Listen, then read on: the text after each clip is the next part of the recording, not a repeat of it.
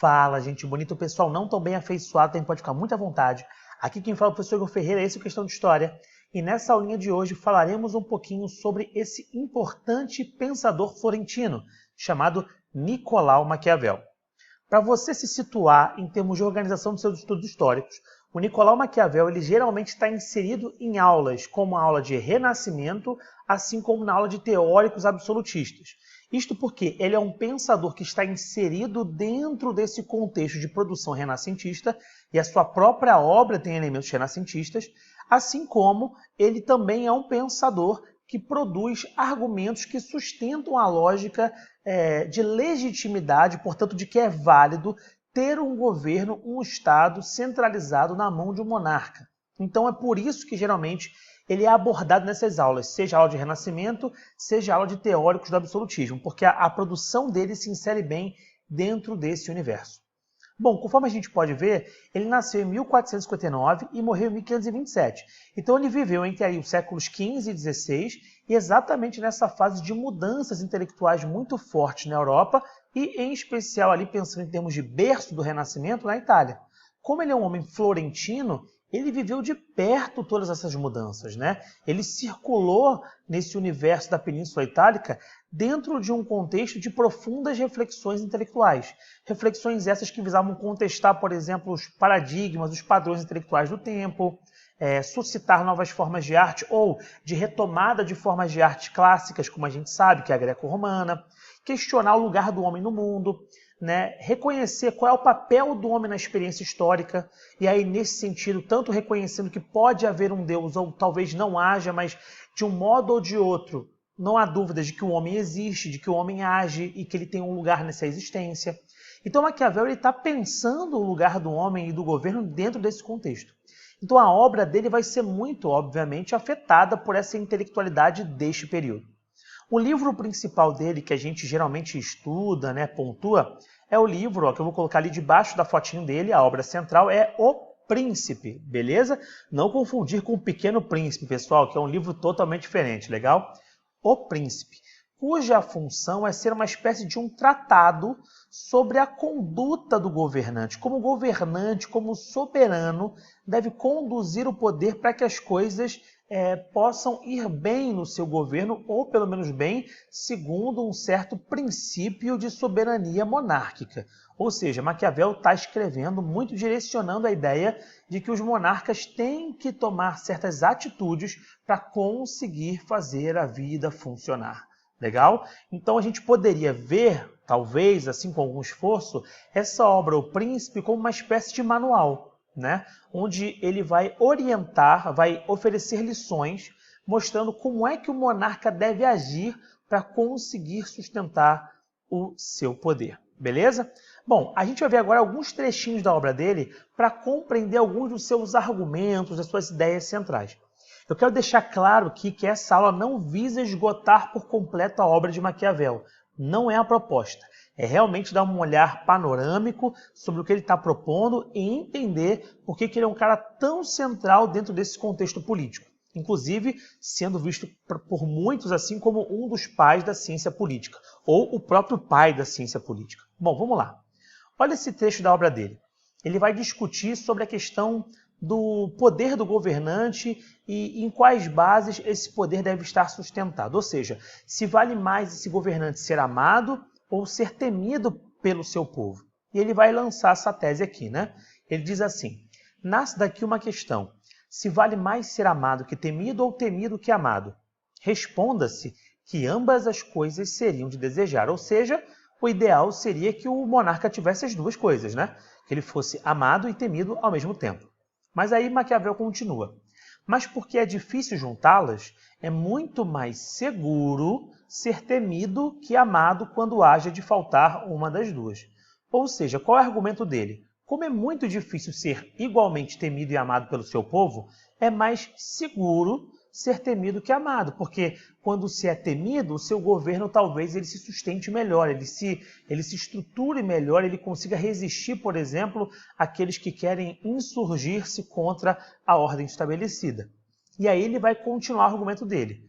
Porque dos homens se pode dizer de uma maneira geral que eles são ingratos, volúveis, simuladores, covardes e ávidos de lucro. Note aqui uma espécie de ceticismo, de pessimismo de Maquiavel.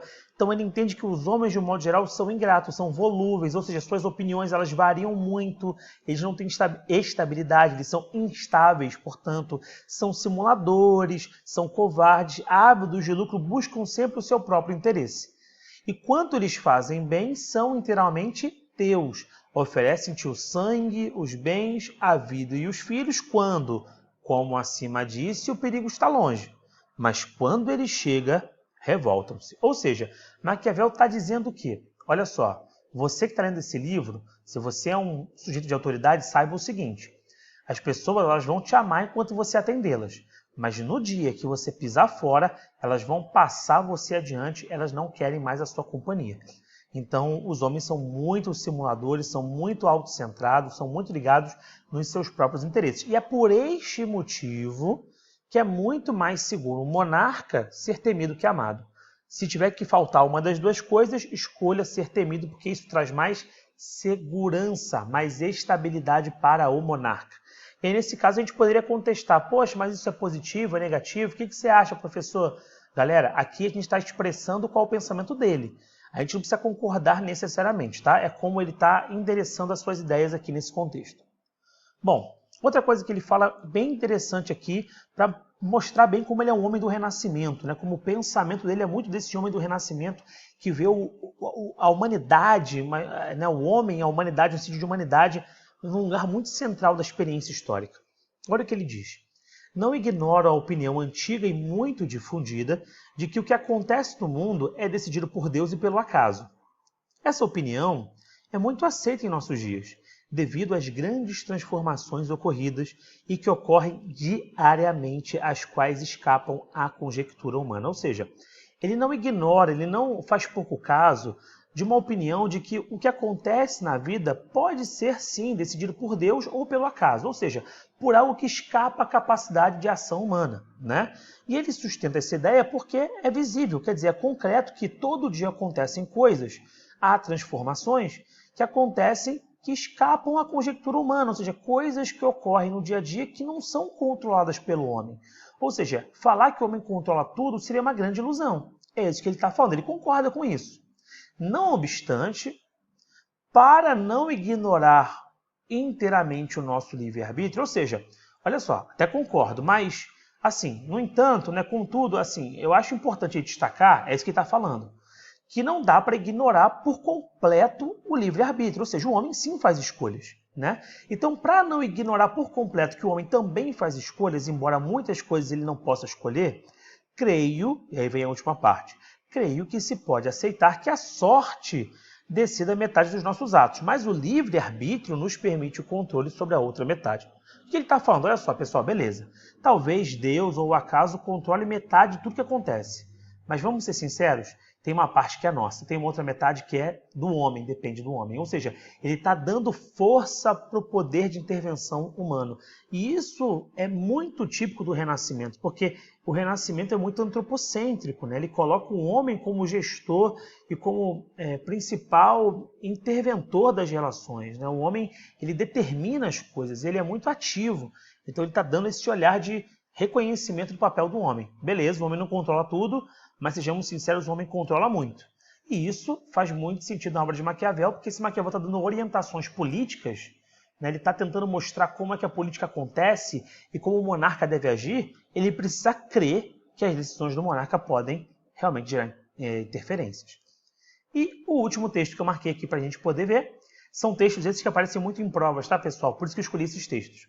Diz assim, o príncipe, portanto, não deve se incomodar com a reputação de cruel, se seu propósito é manter o povo unido e leal. Ou seja, se para alcançar um certo objetivo que aparentemente é legítimo, ele tiver que ser cruel, tudo bem, que seja, Não há problema, porque o objetivo almejado é mais importante. De fato, com uns poucos exemplos duros, poderá ser mais clemente do que outros que, por muita piedade, permitem os distúrbios que levem ao assassínio e ao roubo. Ou seja, é importante que o monarca seja duro quando ele precisar. É melhor que ele seja duro e garanta a ordem do que deixe as coisas saírem do controle. E esse aqui é mais um dos muitos conselhos que Maquiavel vai deixar registrado na sua obra O Príncipe. Ele vai usar vários exemplos históricos do passado, vai retomar figuras importantes, relevantes da história, da Bíblia, e vai aqui oferecer tudo na obra dele escrita, falando assim, olha, tá vendo os exemplos? Veja o que eles acertaram, veja o que eles erraram e faça aí o melhor para que o seu governo possa andar. E atribui-se muito a Maquiavel aquela frase, os fins justificam os meios, exatamente porque ele defende que o objetivo tem que ser alcançado. Quer dizer, se os meios forem meios até questionáveis, bom, eles são legitimados pelos objetivos. Ou seja, se os objetivos são maiores, são mais importantes, tudo bem, os meios podem ser aceitos, os meios mais perversos talvez possam ser aceitos, porque talvez nem perversos sejam, porque o objetivo mais importante é alcançar ali no final aquela meta estabelecida.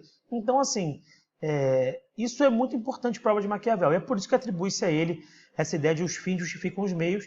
E é por isso também que muita gente vê Maquiavel com muito pessimismo, de modo muito perverso, e até constituíram aquele adjetivo de maquiavélico. Então, quando você quer atribuir a alguém uma certa ideia de maldade, perversidade, se diz, poxa, fulano é maquiavélico, ciclana é maquiavélica, tá? Então, daí é que vem esse conceito. Legal, pessoal? Bom, espero que tenham entendido, que tenha servido para vocês compreenderem um pouquinho da obra de Maquiavel e que possa ajudá-los nos seus estudos. Legal? Um grande abraço a todos.